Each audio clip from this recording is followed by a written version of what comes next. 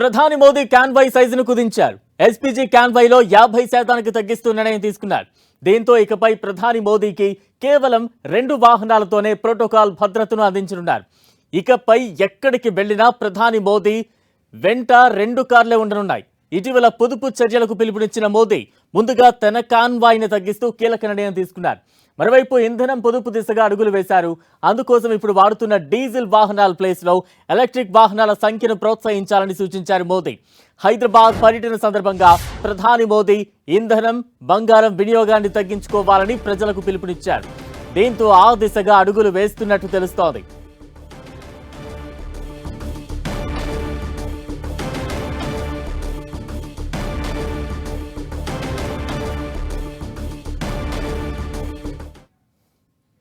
Middle east వారితో ప్రపంచవ్యాప్తంగా ఆర్థిక ఇబ్బందులు తలెత్తాయి.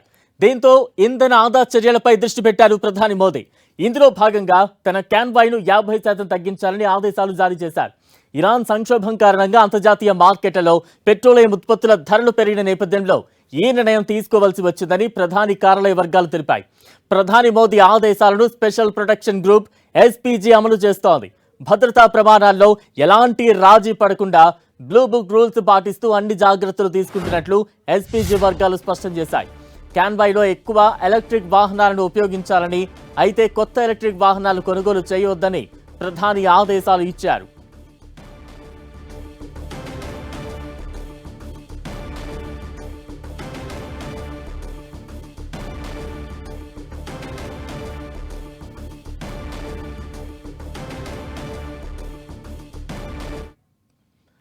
ప్రధాని పొదుపు మంత్రాన్ని కేంద్ర మంత్రులు, బీజేపీ పాలిత రాష్ట్రాల సీఎంలు పాటిస్తున్నారు.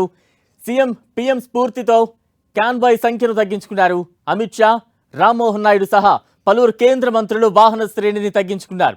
ఇటు ఉత్తరప్రదేశ్ ముఖ్యమంత్రి యోగి ఆదిత్యనాథ్ తన కాన్వాయ్తో పాటు మంత్రులు, అధికారుల కాన్వాయ్లను 50% తగ్గించాలని ఆదేశించారు. మధ్యప్రదేశ్, రాజస్థాన్తో సహా ఇతర బీజేపీ పాలిత రాష్ట్రాలు కూడా ఇంధన ఆదా చర్యలను మొదలుపెట్టాయి. హైదరాబాద్లో జరిగిన బీజేపీ బహిరంగ సభలో ప్రధాని మోదీ ప్రజలకు ఇంధన ఆదా చర్యలు చేపట్టాలని పిలుపునిచ్చారు. పెట్రోల్, డీజిల్ వినియోగం తగ్గించాలని, car pooling, metro rail, electric వాహనాలు, పబ్లిక్ ట్రాన్స్పోర్ట్ వాడకాన్ని పెంచాలని సూచించారు. అవసరం లేని విదేశీ ప్రయాణాలను తగ్గించాలని, బంగారం కొనుగోళ్లను కూడా 1 సంవత్సరం వాయిదా వేయాలని ప్రజలకు మోదీ సూచించారు. ప్రధాని అభ్యర్థన పట్ల కాంగ్రెస్ సహా విపక్షాలు విమర్శలు చేస్తూ ఉంటే కేంద్ర మంత్రులు, బీజేపీ పాలిత రాష్ట్రాల ముఖ్యమంత్రులు ప్రధాని మోదీ ఆదేశాలను అమలు చేస్తూ ఉన్నారు.